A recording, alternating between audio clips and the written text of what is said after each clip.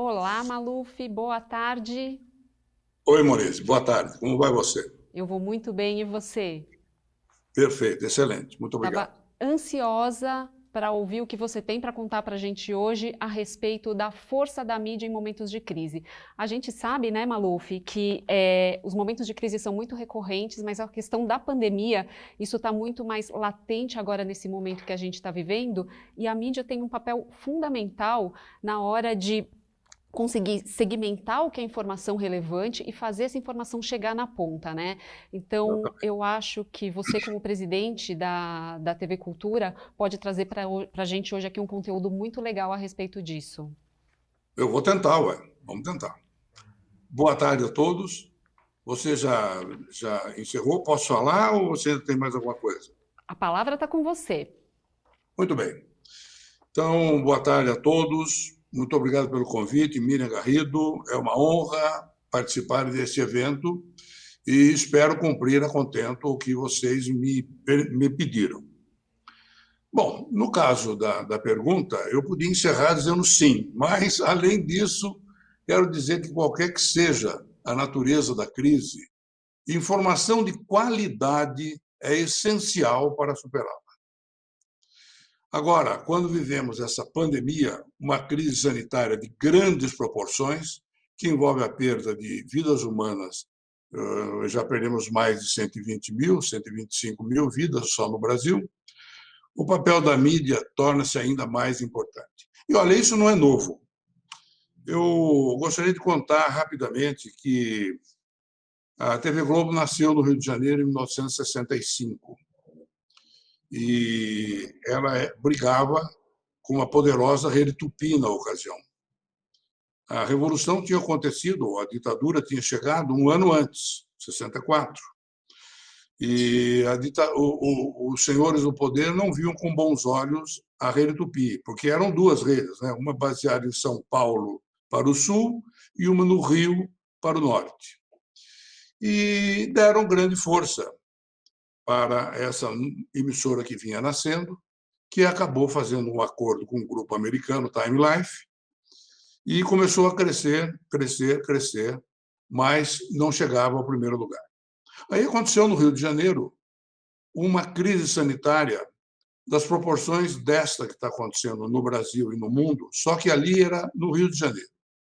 Choveu, choveu e choveu, inundou o Rio, inundou todas as áreas do Rio de Janeiro, e o pessoal ficou ilhado, sem transporte público, sem transporte particular, sem ônibus, sem bonde, sem barcas Rio-Niterói, e a televisão ficou atônita. E o que fazer? Aí, essa emissora nova, essa TV Globo, ainda não era uma rede de televisão, desmontou os seus estúdios, tirou as suas câmeras, botou tudo na rua. Onde tivesse um lugar para instalar uma câmera para poder mostrar o que estava acontecendo, lá estava uma câmera da TV Globo, ligada por cabo, por telefone ou por cabo coaxial, com o que fosse, micro-ondas, e transmitia de todos os lugares possíveis. Pois bem, isso era um serviço que era importantíssimo naquele momento para a cidade do Rio de Janeiro. E ela chegou pela primeira vez ao primeiro lugar de audiência no Rio de Janeiro. E com isso ela foi se solidificando e foi crescendo, e com o dinheiro do Time Life foi comprando emissoras, a TV Paulista de São Paulo, a TV Belo Horizonte, em Belo Horizonte, e por aí, e foi criando a sua rede nacional. Então, o que ela fez? Ela mostrou o serviço, ela mostrou aquilo que o pessoal estava precisando saber. Informações sobre onde estava com inundação, onde tinha bonde funcionando, onde tinha ônibus, onde tinha isso, onde tinha aquilo. Onde comprar remédio, por exemplo. Então, os meios de comunicação ficam mais fortes e mais abrangentes, garantindo não só a informação, mas também trabalhando para decodificação e interpretação da notícia. A boa comunicação ganha relevância nessas situações de limite, as situações limite. Pega o exemplo agora do coronavírus, do Covid-19. Era um assunto que ninguém conseguia entender no começo. que era esse vírus, de onde veio, como ele afeta as pessoas, como ele é transmitido, como ele pode ser cuidado. Pensou-se no começo que era um problema só respiratório, depois se viu que o vírus ataca o coração e outros órgãos do organismo. Então, tudo isso foi sendo decodificado e foi sendo informado e interpretado pela mídia, pela grande mídia, pela pequena mídia, pela mídia social, todo mundo que se aventurou a informar o que era.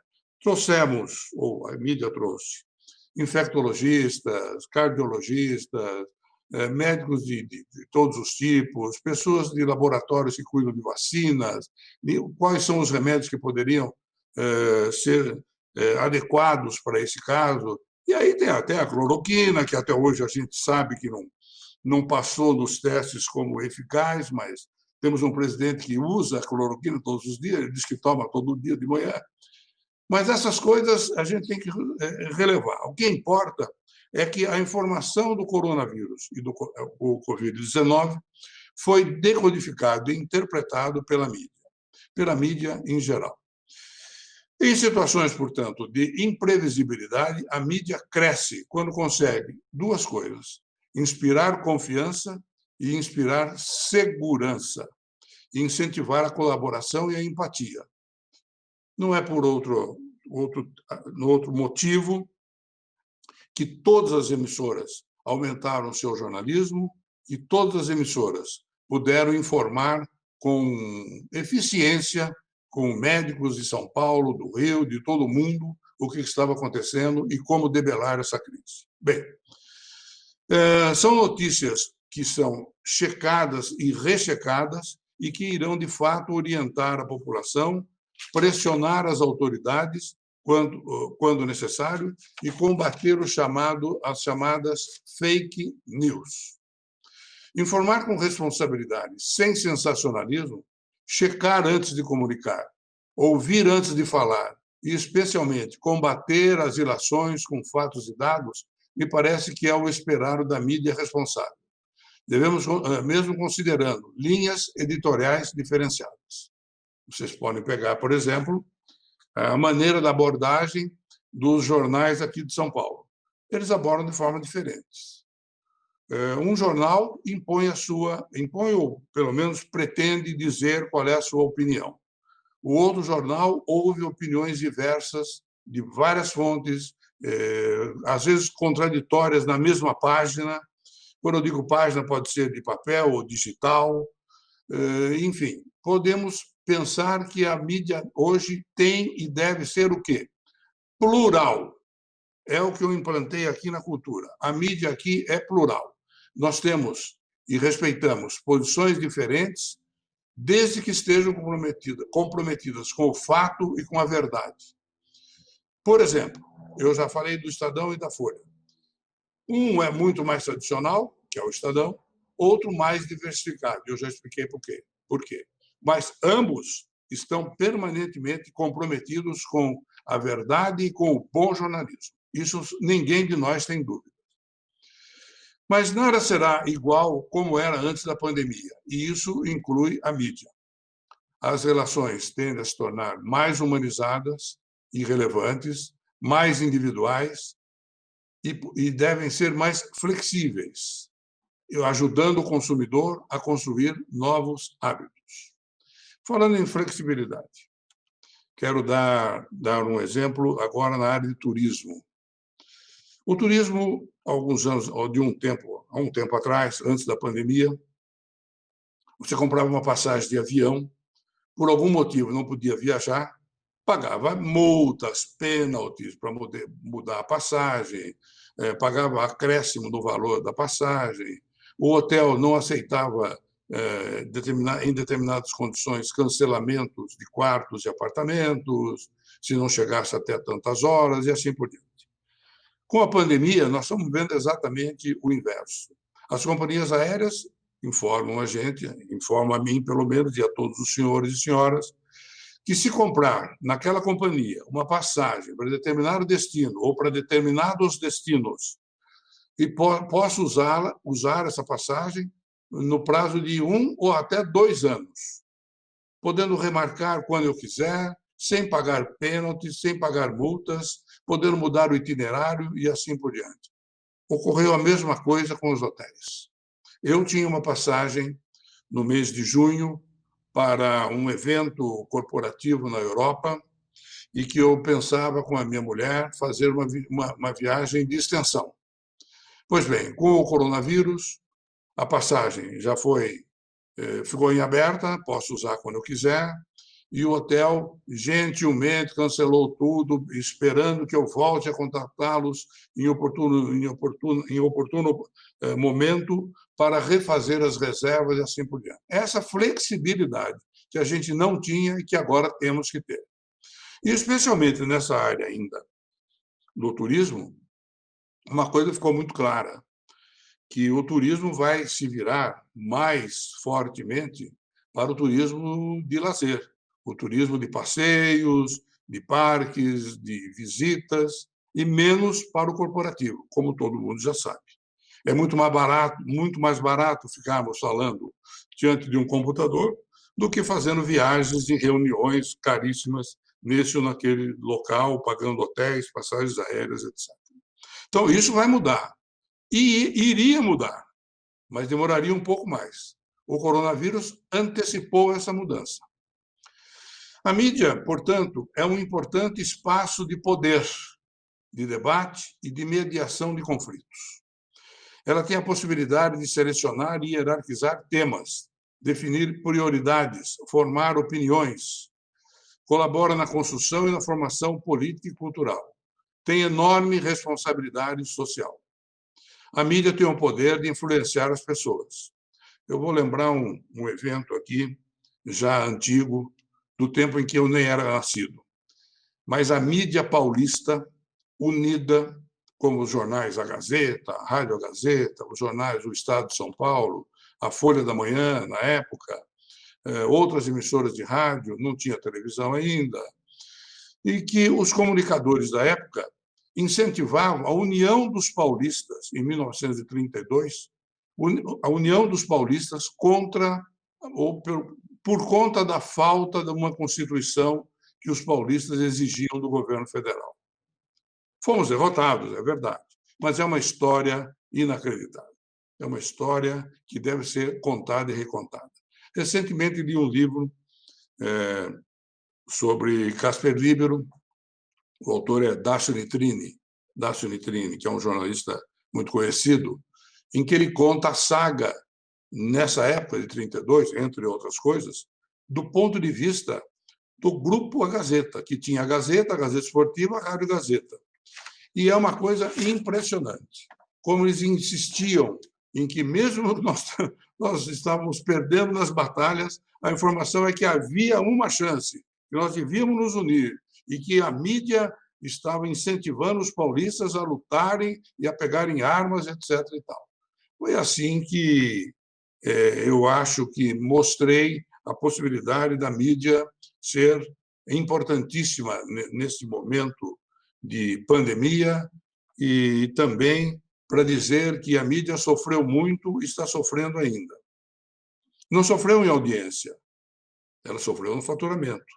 Na audiência, ao contrário, ela teve um acréscimo de audiência. As pessoas ficaram em casa e buscaram o que fazer. E, com isso, hoje ainda, conversando com um pessoal de uma grande produtora de televisores, eu vou dizer o nome, a Samsung, eles me disseram que tiveram um aumento, um incremento de vendas de 237% em relação ao ano passado. Então, não é à toa que isso aconteceu. É porque as pessoas começaram a comprar televisores e vídeos para poder assistir TV por assinatura, TV aberta, aplicativos e assim por diante. Então, acho que a mídia tem e terá um papel muito importante. E, especialmente, ela tem esse papel importante numa grande crise como essa, uma crise sanitária e econômica. Vejo que o nosso PIB, no segundo trimestre, deu um salto para baixo de mais de 9%. Vai ser muito difícil nós recuperarmos isso. Vai demorar, provavelmente, muito tempo. Na mídia, deveremos lutar aí por anos para recuperar, se é que vamos recuperar o que foi perdido. Vai anunciar para quê? Para que vai anunciar? Agora que estamos começando a ter os anúncios na mídia de uma maneira geral. Mas eu acho que, basicamente, para essa primeira pergunta, era o que eu tinha a dizer. Monize. Ótimo. Maluf, eu acho que uma palavra-chave que você falou aqui para mim, que me chama muita atenção, é segurança, né? Eu entendo que quando a gente está falando de ter confiabilidade, é onde a gente tem o maior diferencial aqui, quando a gente está falando de mídias tradicionais, especialmente quando a gente está falando versus as redes sociais, né? O impacto onde cada um fala o que tem espaço para falar, né? Exatamente. É isso. Olha, você quer que eu comente isso ou você tem uma pergunta? Não, você pode comentar, por favor. Vamos lá. As redes sociais vieram para ficar. É impossível dizer que elas não existem. É impossível dizer que elas não estão aqui até para ajudar a mídia tradicional. Toda a mídia tradicional tem hoje o seu braço digital. Toda a mídia. Os jornais hoje crescem no digital. Não cresce na venda mais de jornal em papel. O jornal cresce no digital. O New York Times é um exemplo acabado, ele tem 800.000 assinantes no papel hoje, tem mais de 5 milhões de assinantes no digital. Em 2002, eu me lembro de ter assistido a um debate na CBS americana, em que um diretor de uma empresa de mídia, que seria de mídia digital, da Microsoft, discutia com o Sulzberger Jr., do New York Times, diante das câmeras, qual seria o futuro do jornal. E ele dizia, me lembro até o nome, bem, agora não me lembro o nome, mas esse diretor da Microsoft dizia assim, em 2018 é o último ano em que você vai ver um jornal impresso em papel. Será tudo digital. E respondeu o Sulzberger Jr., olha, meu caro, tanto faz. A minha empresa é uma empresa de mídia e de conteúdo. Eu vou produzir mídia e vou produzir conteúdo para qualquer plataforma, seja digital, seja papel, ou seja outra coisa que venha aparecer em 2018. E é isso que aconteceu. Quer dizer, ele está na plataforma digital, é um enorme produtor de conteúdo e vai continuar vivendo independente da plataforma em que ele exibe o seu conteúdo. Bom, de qualquer forma, as mídias sociais, de um lado, são usadas como importante fonte de informação e comunicação. Isso não há dúvida nenhuma, ninguém duvida disso. Com todas as suas ferramentas de interação, através de mensagens rápidas e textos curtos. Mas, por outro lado, elas têm um amplo espaço para fontes, algumas vezes pouco confiáveis, que espalham fake news à vontade. As redes, como eu disse já, elas vieram para ficar, e é impossível pensar em comunicação sem incluí-las. Elas formam, informam, geram opiniões, difundem ideias, mas também propagam boatos e difundem, muitas vezes, informações falsas. E, nesse ponto, é que difere fundamentalmente da mídia tradicional, que hoje também é digital. Vou lembrar que 2 presidentes americanos eleitos e um brasileiro, recentemente, utilizaram fartamente da mídia social, da mídia digital. Obama contou para todo mundo como é que ele fazia para divulgar as suas ideias na campanha presidencial. Ele não esperava comprar grandes espaços na televisão americana. Sim, porque lá a propaganda política eleitoral, política partidária e política eleitoral é paga. Os partidos compram espaço no rádio, na televisão, nos jornais, nas revistas, nos painéis, onde quer que seja. Mas ele inovou. Ele começou a fazer grupos. Ele começou a falar para pessoas diretamente. Ele inventou inventou não, claro que não, mas ele utilizou o rápido o Twitter, para informar o pessoal que o acompanhava o que ele estava fazendo, o que ele pregava, como seria. Yes, we can, lembram-se disso? Ele fez uma revolução na mídia naquele momento. Aqui no Brasil, ou antes do Brasil, Trump, quando foi, depois de reeleito o Obama, Trump fez a mesma coisa, só que de maneira diferente. Ele utilizou fartamente, hoje a gente sabe, da mídia social eivada de fake news. Ele falava da Hillary, coisas impensáveis na mídia social. E, com isso, ele conseguiu ter menos 2,5 milhões de votos do que ela. Porém, maior número de delegados. Só americano entende essas coisas, né? Eu acho que quem teve mais votos devia ser eleito, mas lá não. Lá quem tem mais votos tem que ter também o número mais de eleitores, que nesse caso são os delegados. Então, quem tem mais delegados elege o presidente da República. Mas não se esqueçam, ele usou e abusou do que fazia na mídia social. E está repetindo a dose agora com Joe Biden. Está chamando o homem de comunista, de que o país vai voltar a depender das empresas chinesas para produzir, que como é que é a frase dele? Para fazer a América em primeiro lugar de novo. Ele disse que isso vai acabar com o Joe Biden. Quer dizer, ele não sabe quais são as ideias do Joe Biden, mas ele fala qualquer coisa, desde que ele consiga se reeleger. Aqui no Brasil, tivemos também a mídia social com Bolsonaro, soube muito bem explorar. Aliás, não foi ele, né? Ele tinha um grupo trabalhando, mas que usou deliberadamente de robôs, de informações falsas, e chegou onde chegou, depois de uma facada. Ele se afastou da mídia em geral, porque estava doente, e com isso ele foi eleito, e estamos vendo o que estamos vendo, né? Vamos ver até onde a gente consegue ir. Eu tenho um amigo chamado Geraldo Alckmin, foi governador do estado de São Paulo por muito tempo. Foi vice do Covas, eleito depois que assumiu o governo quando o Covas faleceu, foi eleito para um mandato de 4 anos, depois teve um hiato, um outro candidato do mesmo partido foi eleito, José Serra, aí ele voltou, elegeu-se novamente e reelegeu-se por mais 4 anos. Ficou 15, 16 anos no governo. Nessa última campanha, foi alertado: não adianta fazer acordo com o Centrão, como ele fez. E não adianta esperar o horário de rádio e televisão, que era normal para eleger grandes presidentes e governadores e senadores, etc. Não adianta esperar. E ele esperou. Ele confiou que ainda a mídia tradicional podia elegê-lo e não precisava das redes sociais. Bem, não preciso dizer no que deu, não é? Ele não chegou nem ao segundo turno. Sim. Mas parece que antes da pandemia não havia uma preocupação tão grande em confirmar a veracidade dos fatos divulgados nas redes sociais. Mas agora existe um especial cuidado com a fonte da notícia.